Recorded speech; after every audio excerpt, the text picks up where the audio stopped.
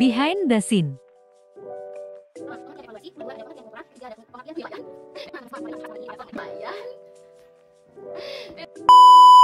Welcome semuanya. Halo. Sudah siap melihat videonya? Assalamualaikum warahmatullahi wabarakatuh. Halo teman-teman semua, apa kabar? Semoga kalian semua baik-baik aja ya.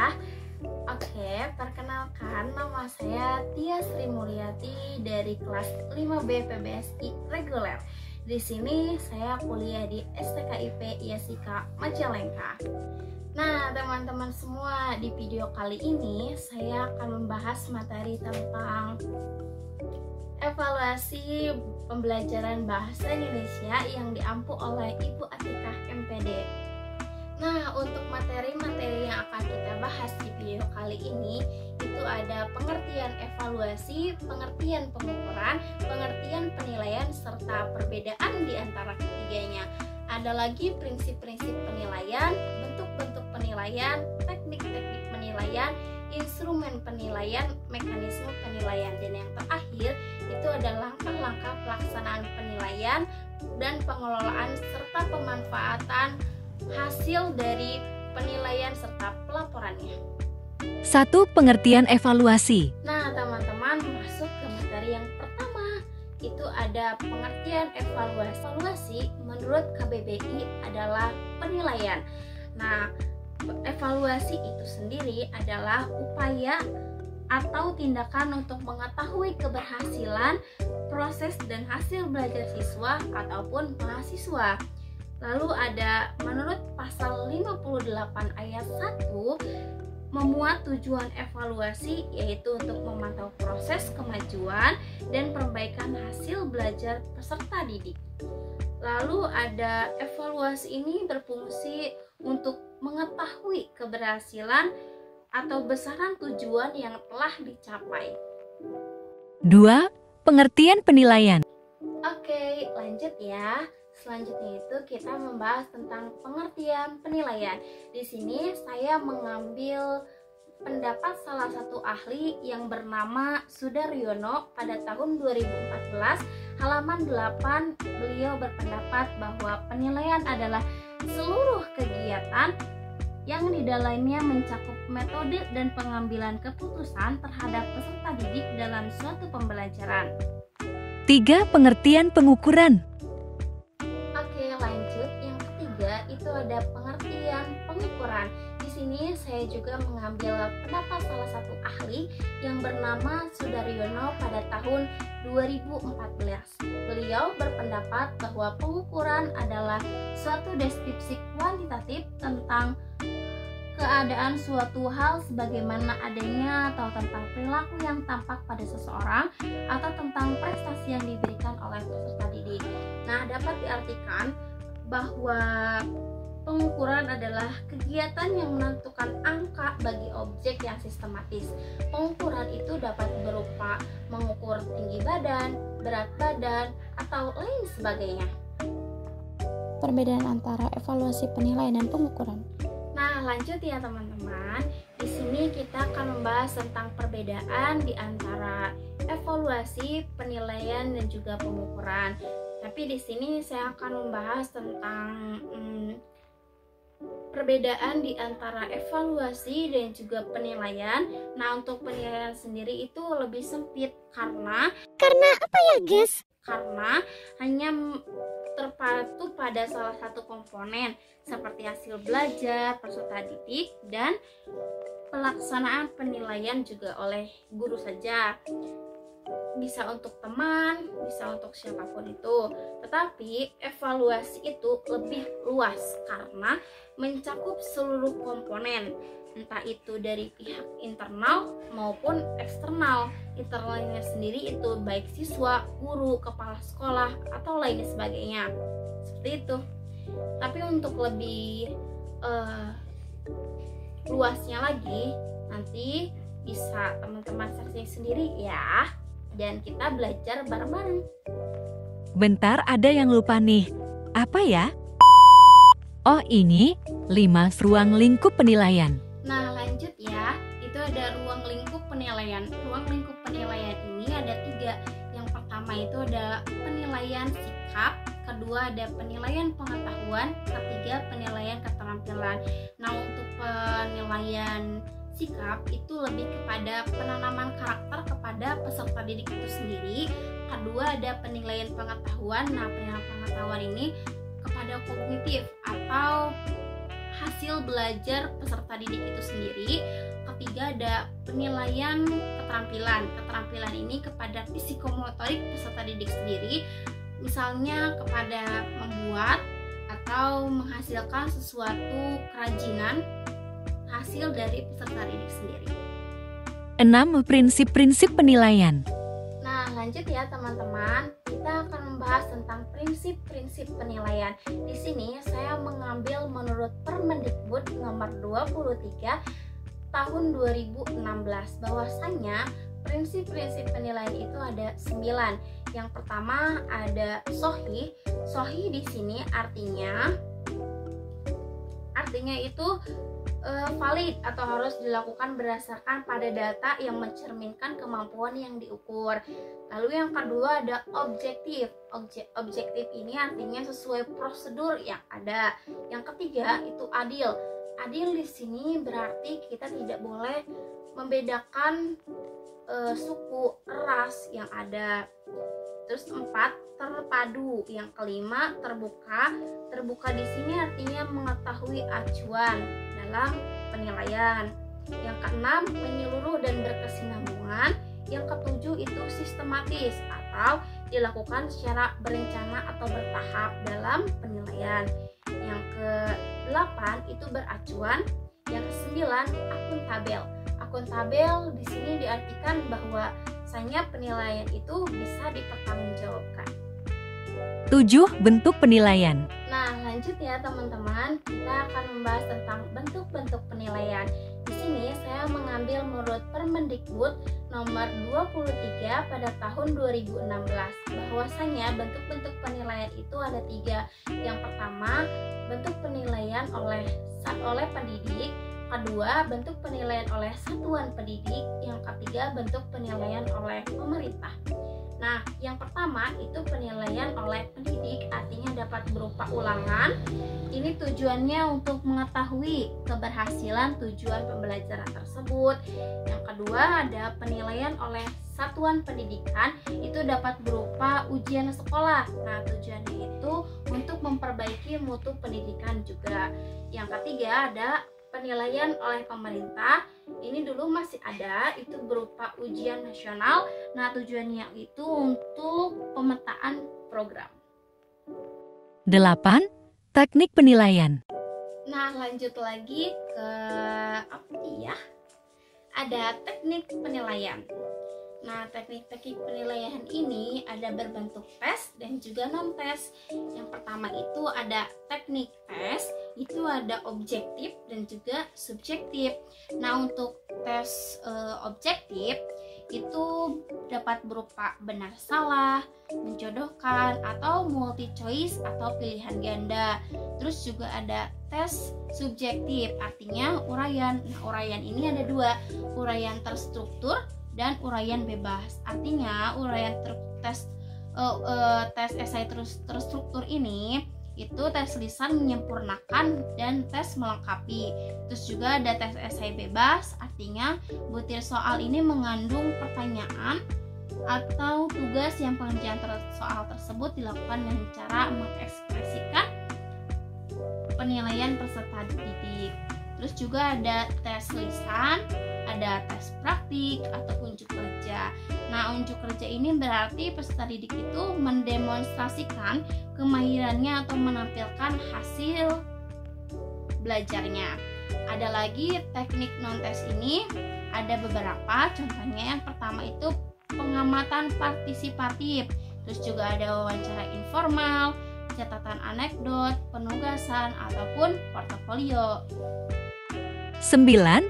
Mekanisme penilaian. Lanjut, kita akan membahas tentang mekanisme mekanisme penilaian. Nah, untuk mekanisme penilaian ini terbagi menjadi 3. Ada mekanisme penilaian oleh pendidik. Nah, ini terdapat pada Permendikbud nomor 23 tahun 2016 pada pasal 9 bab 6. Sedangkan untuk mekanisme oleh satuan pendidik masih terdapat pada Permendikbud nomor 23 tahun 2016, tetapi pada pasal 10 bab 6. Lalu ada mekanisme penilaian oleh pemerintah masih dalam Permendikbud nomor 23 tahun 2016, tetapi pada pasal 11 bab 6. Nah, untuk mekanisme penilaian sendiri, saya mengambil dari Permendikbud juga pada nomor 23 tahun 2016 pasal 9 bab 6. Di sini mekanisme penilaian sendiri itu ada penilaian sikap oleh pendidik dilakukan melalui observasi. Nah, untuk pelaporannya sendiri itu oleh wali kelas. Juga ada perancangan strategi penilaian oleh pendidik itu dilakukan pada saat penyusunan RPP atau penyusunan rencana pelaksanaan pembelajaran. Penilaian aspek pengetahuan dilakukan melalui tes lisan, tes tulis, dan lain sebagainya. Penilaian keterampilan juga dilakukan melalui praktik, produk, ataupun portofolio. Peserta didik yang belum mencapai KKM, satuan pendidikan harus mengikuti remedi. Juga hasil penilaian pencapaian kompetensi pengetahuan dan keterampilan peserta didik disampaikan dalam bentuk angka ataupun deskripsi. Lanjut lagi, ada mekanisme penilaian hasil belajar oleh satuan pendidikan. Itu tercantum pada pasal 10 bab 6 Permendikbud pada tahun 2016 nomor 23. Itu bahwasanya penetapan KKM yang harus dicapai oleh peserta didik melalui rapat dewan pendidik. Terus juga penilaian hasil belajar oleh satuan pendidik pada semua mata pelajaran itu mencakup aspek sikap, pengetahuan, dan juga keterampilan. Ada penilaian pada akhir jenjang pendidikan itu dilakukan melalui ujian sekolah atau ujian madrasah. Laporan hasil penilaian pendidik pada akhir semester itu diterapkan dalam rapat dewan pendidik dulu. Lalu baru setelah itu ditulis. Kenaikan kelas dan keseluruhan peserta didik satuan pendidikan ditetapkan melalui rapat dewan pendidik juga. Nah, yang terakhir itu mekanisme penilaian hasil belajar oleh pemerintah terdapat pada pasal 11 Permendikbud nomor 23 tahun 2016. 10 instrumen penilaian. Nah, lanjut lagi kepada instrumen penilaian. Nah, instrumen penilaian sendiri itu adalah alat yang digunakan untuk melakukan penilaian kepada peserta didik sehingga dapat terkumpul data dari kompetensi yang dinilai. Nah, untuk instrumen penilaian oleh pendidik itu ada berupa tes, pengamatan, penugasan, praktik, dan lain sebagainya. Lalu ada penilaian oleh satuan pendidik, ini dapat berupa ujian akhir sekolah atau yang dikenal dengan US. Lalu ada penilaian oleh pemerintah. Nah, dulu masih dikenal dengan istilah ujian nasional. Nah, untuk ketentuan instrumen itu pada Permendikbud nomor 104 tahun 2018 bahwasanya instrumen penilaian yang digunakan oleh pendidik dibagi menjadi 3. Yang pertama, instrumen penilaian itu harus memuat materi. Lalu ada instrumen penilaian pengetahuan harus memuat materi, konstruksi, dan juga bahasa. Yang terakhir, instrumen penilaian keterampilan harus memuat materi dan juga konstruksi. Nah, untuk bentuk instrumen dan penskoran itu ada 2, instrumen tes dan juga instrumen non-tes. Untuk tesnya itu dapat berupa pertanyaan lisan, pilihan ganda, uraian objektif, uraian bebas, jawaban singkat, menjodohkan, portofolio, atau unjuk kerja. Lalu untuk contoh instrumen non-tes itu ada berupa angket, inventory, dan pengawasan langsung. Sebentar, ada yang lupa lagi nih teman-teman.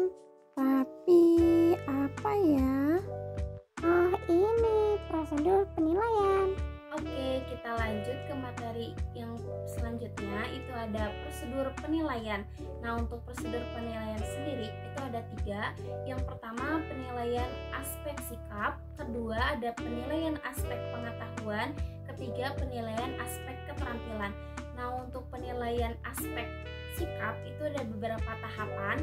Yang pertama itu ada mengamati perilaku peserta didik selama pembelajaran, kedua mencatat perilaku peserta didik dengan menggunakan observasi, ketiga menindaklanjuti hasil pengamatan kita terhadap peserta didik, yang terakhir ada mendeskripsikan bagaimana sikap peserta didik dalam pembelajaran tersebut. Nah, lanjut lagi ke penilaian aspek pengetahuan. Itu ada beberapa tahapan. Yang pertama, menyusun perencanaan penilaian untuk peserta didik. Kedua, mengembangkan instrumen penilaian.